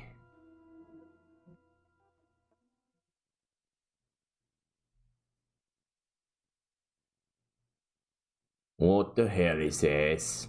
White Rose. She lives this here? A flower? What does she think she's doing? She's trying to aggravate me. That garden. That damn rose garden's the whole problem. Flowers have no purpose but to deceive. The garden's a sign of weakness. It has no place in this house. Não faz isso, Jacopo, não faz isso. Puta que pariu. Approximately a week had passed since then. The white-haired girl was, as usual, spending her time in her room reading, staying inside the house. Then Maria barged in. Madame! Oh my, you're out of breath. What happened? What happened? We have a big problem. The garden, the rose garden. The garden? All the roses you put so much love and care into growing are being chopped down. We'll lose them all if we don't hurry. Upon hearing the news, the white-haired girl dashed from her room and toward the garden, with Maria following close behind. When she arrived, she saw a dozen or so sweaty rugsmen at work, Jacopo shouting orders. The men clearly had no concept of how much a single flower was worth, no concern whatsoever for their beauty. For them, mace mercilessly, thoughtlessly hacked away at shrubs like they were naught but weeds. Each flower they tore from the earth distinguished another of the many lives that the white-haired girl had put so much time and effort into tending for. Jacopo, where are you? Hello, Maria. Didn't expect you would come with her. Why would you do? Why? Well, it goes without saying. This house is no need of a garden. Damn flowers have no place here. Might as well do something worthwhile with the soil. Miniature railroad would be a better use of the space and certainly a great deal easier on the eyes. I could even get my hands on some genuine wheels. Same wheels being used on the revolutionary transcontinental railroad. 10 or 20 years down the line, they'll be worth a fortune. Jacopo! You know how much this garden meant to me, don't you? Did it honestly have no place here? Flowers have a calming effect on people. They give you peace. They are not by any means worthless. So you're saying that white rose was your passive-aggressive way of telling me to calm down? Not at all. I simply thought you... At the end of the day, you're just using them for your own purposes, to trick and deceive. To you, this rose garden was nothing but... Jacopo! You've gone too far. This isn't right. Gone too far. This is my mission. What I do with my property is my business. With that Rose Archie out of the picture, we have a much better view. There won't be anything blocking the sun any longer. Weren't you supposed to be sensitive to sunlight? Spend too much time out here and you're liable to fall ill. Get back inside now. You too, Maria. The poor thing, though she did not say a word, was surely thinking, "You're truly that determined to rob me of my sanctuary." The words swirled around in her head, unable to make the final journey to her lips. She stood there, looking down at her own feet as her husband marched off, and listened to the screams of the roses being reaped. After being torn down by Jacopo, the garden reverted to a state of ruined desolation. A shame, after all the work that went into restoring it to the beauty it had under the Flakes and Herd family. And as Jacopo had said, in its place went scraps of metal, train wheels, prototype models, carbon rods. These items may have had value for him, but I certainly do not think it was worth robbing his wife of a place that made her feel comfortable just so he could store them there. Besides, I was rather fond of the rose garden myself. The roses seemed to evoke a sense of nostalgia in me. Saco. Nariz maldito. Quem está me mandando mensagem no Discord a esse momento? Ah, é. Pressure Hangover. Going live.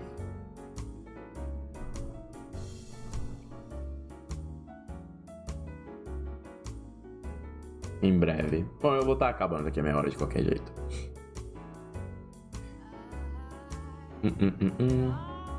I felt as though somewhere far beyond the edge of my memories I had seen another garden of roses, modest though it may have been.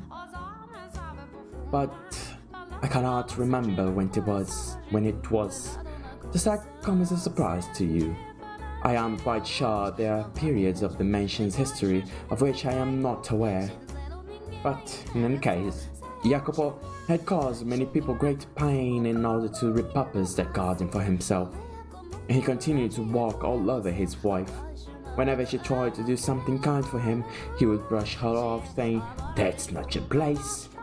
He paid no mind whatsoever to the looks of dejection that rose to her face each time he rejected her.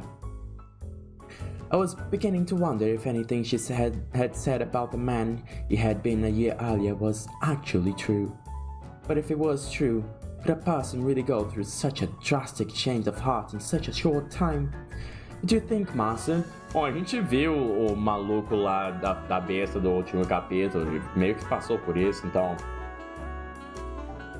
Eu acredito que sim, seja possível. No, I have spoken enough about me already. I seem to be talking a lot about myself this time. But that is hardly appropriate behavior for a maid. Now, let us return to our tale. That evening, the white-haired girl sat in her room staring sorrowfully at her Franki's wheel. A small mirror before her, she tried spinning the paper disc. But it was not just the same as before. Her husband was not there at her side, and even more critically, there was not a smile on her face. And then she heard a faint knock on her door. "Who is it?" "It's me, madame. It's me. May I come in?" "Oh, Maria. Of course, come in. What are you doing here at this time of night?" "Just wondering how you were doing. Should I have let you alone?" "Oh, it's not trouble at all. I'm always glad to have you." You're making me blush, madame. I had a feeling you were a little down in the dumps. So I'm not here because I need to be. Just kinda end up here, I guess. Maria? Sorry, not making any sense. Can be a bit of a busybody, you know? Trouble with the boundaries, I guess. Never been able to fix that. No, I don't consider you intrusive at all. I cannot count how many times your bright smile and cheerful energy have shone a light on me when things were dark. If I didn't have you, I would have given up already. You seem to see right through me. You seem to see right through me. Even now you are exactly right. I am feeling you're a little dispirited. That garden was even bigger life raft than I thought. Perhaps I am being overly dramatic, but the roses were almost like children to me. I get it. I do. You put your heart and soul into tending that garden. It was obvious how much you loved them. Of course, it's gonna hurt watching a bunch of men stumble over your flowers when you care for them like your own children. No. I know I said this once already, but you don't need to force yourself to grow with him, really. You don't have to bend to his will just because you're a woman. You can survive without him. Anytime you want to walk away, that's your choice. I'd sure be lonely if you left, madame. But your happiness is more important than any of that. So, you know? Thank you, Maria. I truly do appreciate it. But I would still like to wait for the day I can see his warm smile once more. If you say so. Well, in that case, you just have to be there to back you up. I'll be alright. Leave everything to this holy virgin. I'll have a stupid grin on my face no matter how down you're feeling. You really are the reincarnation of the Mother of God, aren't you? Oh, I told you, it's just a joke. Whatever. Oh, hey, madame, how about a dance? A dance? This time of night? Yep, and since it's so late, no loud music. All you get is a little whistling courtesy of me. But this room's too small for... Well, you use the Great Hall. That put it in everyone else's way. You would probably complain about the noise too. No need to worry. Jacobo's out inspecting the factory or something today. After that, he's got a meeting, so he'll be staying the night elsewhere. The rest of the maids are in their rooms chatting away. Oh, notice. Where they come from, we dance all the time. We say, eat, drink, and be merry to hot. No food or drink for us, but we absolutely can't dance. This is a great way to forget all your cares. I'm not much of a dancer. No big deal, nobody's watching. Come on, put on a little fancy perfume, let's have some fun. I don't have any perfume though. Didn't think so. Got all the right ingredients, madame. You don't try to make anything special out of them. You got so much potential, but not even a decent sized wardrobe. At the very least, you should wear some perfume. Just white. Hello! Brought some with me. The maids are in love with this stuff. It's a big hit with women all over the country.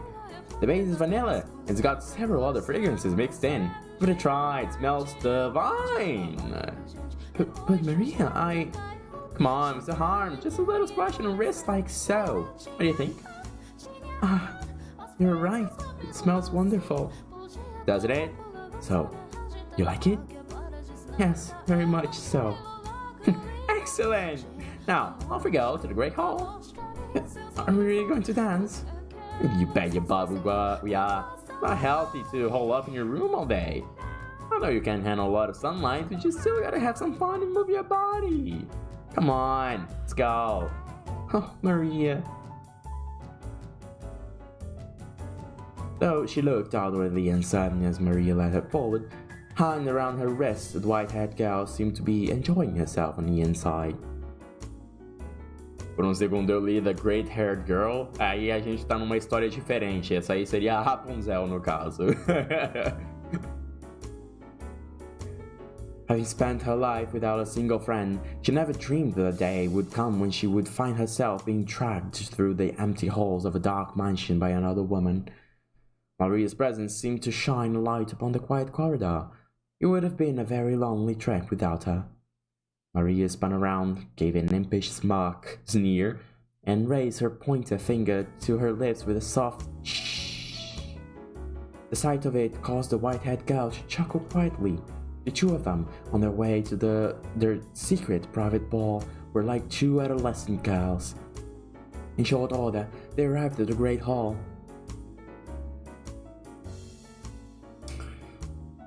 My heart was pounding all the way here. What's there to be nervous about? It's not like you're breaking any rules. Only kids get in trouble for staying up late. Once you get on up, you're responsible for yourself. I will say, though, that it seems rather odd for two women to dance together. Oh, you're having a good time. It doesn't matter what's between your legs. Where I come from, there are dances where families lock arms in a big ring and go around in circles.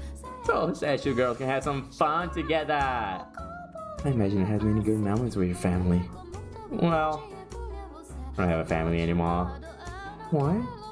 Alright, so I'll show you how it's done. Watch carefully, because you're up next. Okay. With a wide grin on her face, Maria began whistling softly and prancing across the floor with an energetic rhythm. It was not the kind of a complicated dance you'd see at fancy parties. The motions were simple, flowing, and unembellished. A folk dance, I suppose you might call it. She seemed to be improvising a little bit as well. But in any event, the white-haired girl was captivated. Despite it being a sequence of steps anyone could replicate, Maria breathed life into the dance. She was neither as lithe as an acrobat nor as light on her feet as a professional dancer. She was her own, lively, beautiful self. Maria twirled up in place, the skirt of her maid uniform billowingly, gently apart around her. With a smile, she extended her hand toward the white-haired girl. She hesitated for a moment, but as if being pulled forward by some invisible force, she took Maria's hand. Hand in hand, Maria ushered the white-haired girl into her dance. It was just the two of them, but you could almost see the crowd forming around them. The other people stepping up to join in. That's it, madame. Doing great. Now lift your leg up. Good. Spin it like so. This is not easy, Maria. I'm having trouble following along. You can do it. Looking good so far. You're a natural, madame. Oh, Maria, I won't fall for your flattery. I mean it. The whispers of the two girls, their muffled laughs, step, hop, step, step, the rustling of fabric, many different soft sounds layered on top of one another, creating a little bubble of happiness in the center of the hall. The white-haired girl's movements were a great deal clumsier than Maria's, but Maria would never disparage her for that. On the contrary, she showered her with praise. As flustered as the white-haired girl appeared, I imagined she was quite pleased. Before long, the tightness in her face muscles loosened, a smile spread across her lips, and she began to brighten up. See, what I tell you? Fun, huh? Yes, I'm quite surprised, both that I can't dance and that I enjoy doing it so much. Glad to hear it. They exchanged looks and both laughed. It might have been the first time I had ever seen the white-haired girl so delighted. However, because of her infirmity, she quickly found herself out of breath. Her porcelain skin flushed red. Maria immediately stopped for a break. She could surely have continued dancing for some time yet, but Maria was conscientious.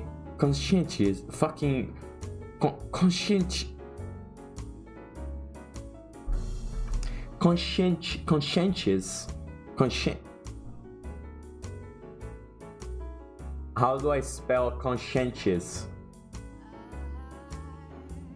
The correct spelling is conscientious. Conscientious. The correct spelling is conscientious. Conscientious. Conscientious. What? The correct spelling is conscientious. Conscientious.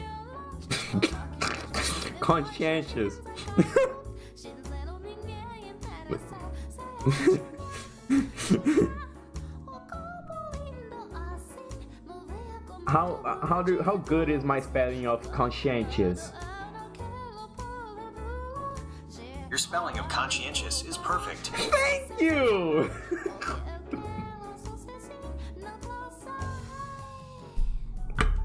He flatters me. Gemini, you flatter me so.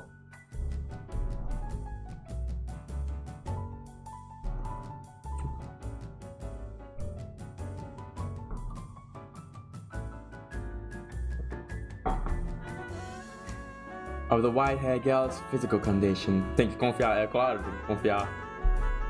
Quem mais vai me falar que tá errado ou não, não é? She looked over at Maria regretfully. My apologies if only I had more stamina. I am hardly a suitable partner for you, Maria. Sure you are. This is all to cheer you up, madame, so as long as you're having fun, nothing else matters. And heck, I'm enjoying myself plenty too. What do you think? Wouldn't it be nice to do this again sometime? Whenever you're feeling down, let's dance. If you really do enjoy dancing with a frail girl like me, then I would be glad to. Put a little more confidence in yourself, madame. You're so pretty and kind-hearted. I have loads of fun when I'm with you. You do not need to be so hard on yourself, got it? Thank you. Pleasure's mine. It is an absolute honor to have a rare opportunity with such a bright smile on your face, madame. My apologies for keeping you out so late. Did you get back to my room? Oh, I didn't even realize what time it was. I'm more than up for a little more gum flapping. You have improved my mood more than adequately.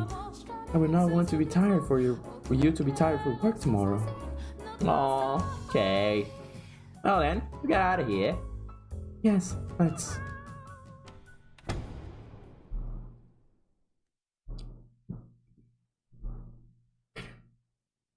Smiles on both of their faces, they made to exit the great hall. However, before they reached the door, it swung open. Man's towering shadow cast two women into darkness, his cold, bitter glare fixed on them. If I had even the faintest premonition this might happen, I would have done anything in my power to stop the two cheery girls on their way to the hall, but I am eternally powerless. What are you doing? Standing before them in the doorway was the master of the house, Jacopo. I thought you would not be back until tomorrow. And how would you know that? Now forget that. Does my staying the night elsewhere have any effect on you? We're just waiting for this opportunity, waiting to. No, what would I possibly want you out of the house for?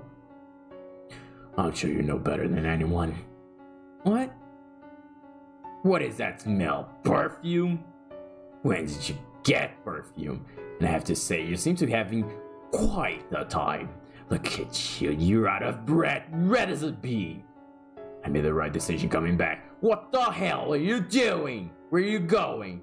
No, I wasn't going. Jacopo, calm down, seriously.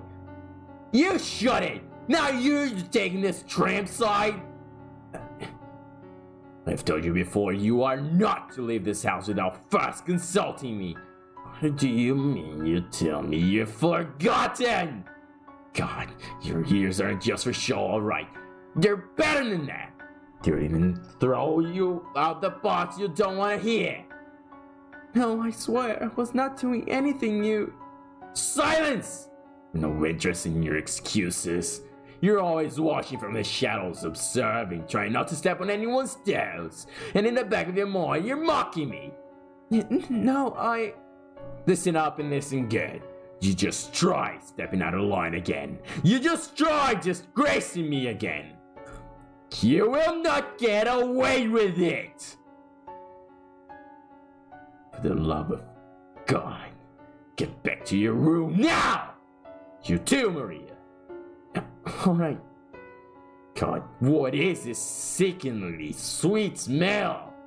How utterly infuriating. Now, it'll take forever to get this off me. I always thought you had at least some sense of taste.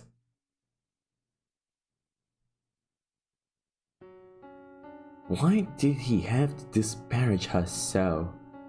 What did she do wrong? What did she do to deserve that? She did nothing whatsoever wrong.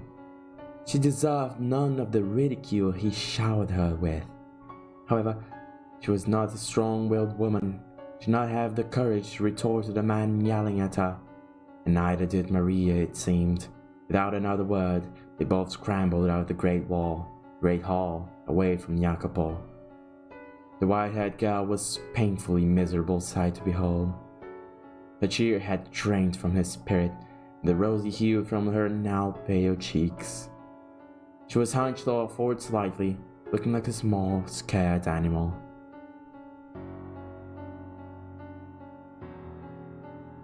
Say, I'm sorry. It's not my fault. But I asked you to dance. Me bringing the perfume only makes things worse. No, you need not feel bad about anything, Maria. Everything you did was with my best interest at heart. So, don't worry. I will be fine. Madame! I'll clear everything up. I really am to blame after all. He wouldn't even give you the time of day if you tried. He's a stubborn little shit when he's mad. Don't talk to him. He's more likely to listen to me. I'll make sure he knows he was jumping to conclusions, that I'm the one who dragged you out of there to dance. And also that I forced you to wear the perfume. I'll clear everything up, okay? So please, you cheer up. It would be best if I could tell him myself. But yes, you were right. He will likely not listen to me. He rarely ever listens to me. I should be ashamed. I cannot even hold a simple conversation with my own husband. These things happen, you know. Not easy being married, in a lot of ways. Yes, you're right. I apologize for having you do something so unpleasant, but I would appreciate that. Oh no problem. I'm happy to. No need to apologize, I've got this. I'll dunk his head in cold water until he's not blowing steam from his ears anymore. I'll calm him down, promise. Eu não sei não, eu acho que por mais que a Maria pareça ser legal com ela, eu acho que ela tá de caô com o Jacopo.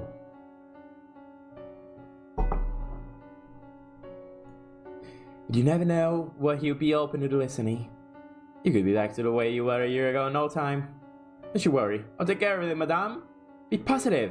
You look so much better with a smile on your face. Alright. Thank you. I doubted Jacopo would listen, even coming from Maria. and I imagine the white-haired girl felt much the same way. However, she grabbed onto that sliver of hope. She had let herself dream. She let herself believe, even just faintly, that everything would go well. Such is human nature. When uncertainty has you in its clutches, you grasp at whatever hope you can find to keep yourself afloat. That night, she did not sleep. She was afraid that even in her dreams, Jacopo would be shouting at her. She felt as though her memories of a year prior were beginning to crumble away.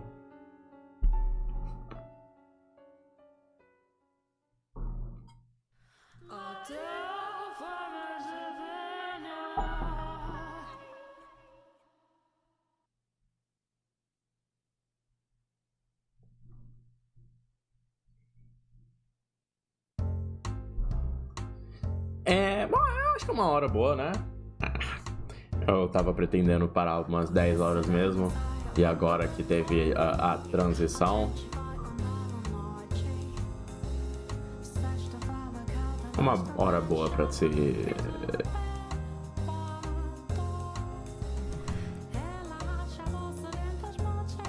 terminar por hoje. Isso aqui? Sure. So, yep. A história está se desenvolvendo de uma forma onde iremos chegar. Um momento.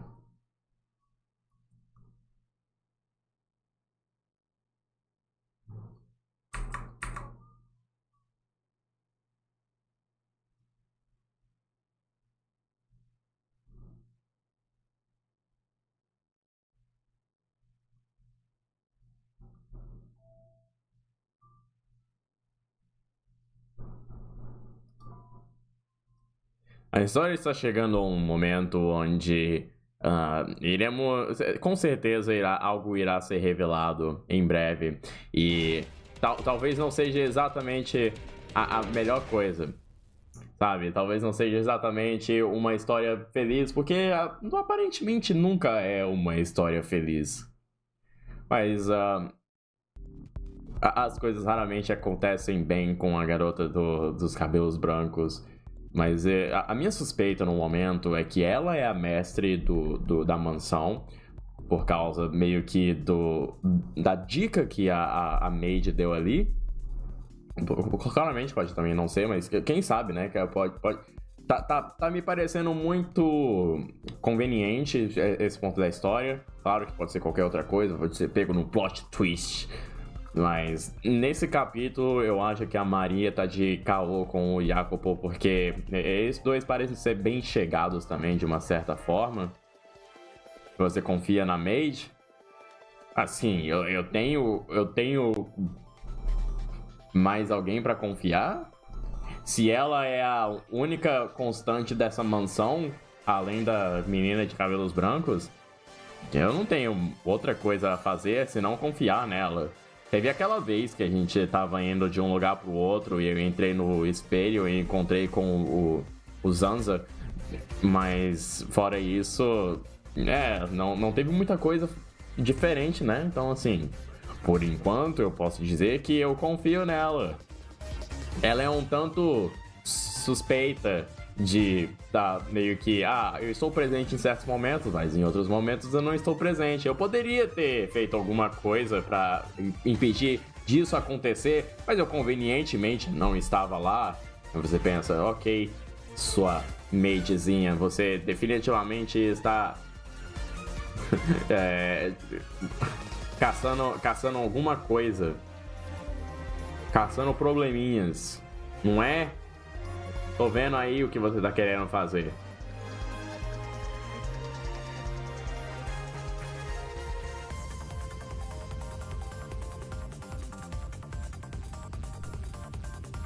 De qualquer forma, voltaremos com isso na semana que vem. Espero que com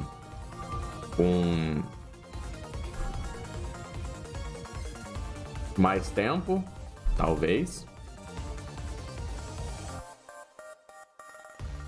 E é isso. Deixa eu ver aqui. Deixa eu ver deixa eu ver pra quem eu posso mandar uma raid.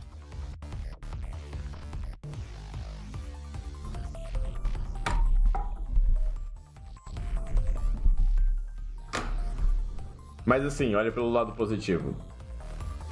Nesse ritmo, iremos conseguir terminar esse jogo, eu diria, lá pra dezembro, com certeza. É isso. A Carol tá fazendo stream. Eu tenho certeza que nesse ponto a Carol deve estar fechando a stream dela, porque a Splash Fest acabou agora, né? Ou ela tá fazendo grind de Summon Run.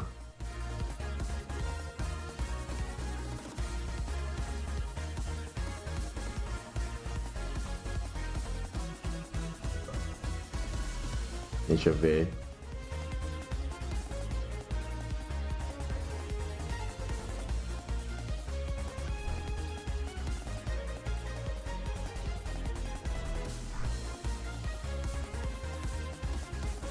Até sair os resultados? Ah, ok, então. Então eu vou mandar pra ela.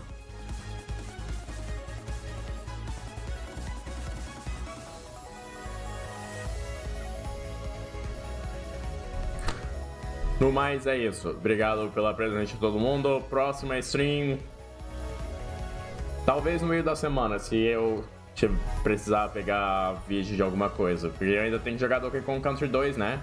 Talvez role algum dia aí. Ou de qualquer outra coisa que eu preciso pegar gravação. É isso. Obrigado, tchau, tchau.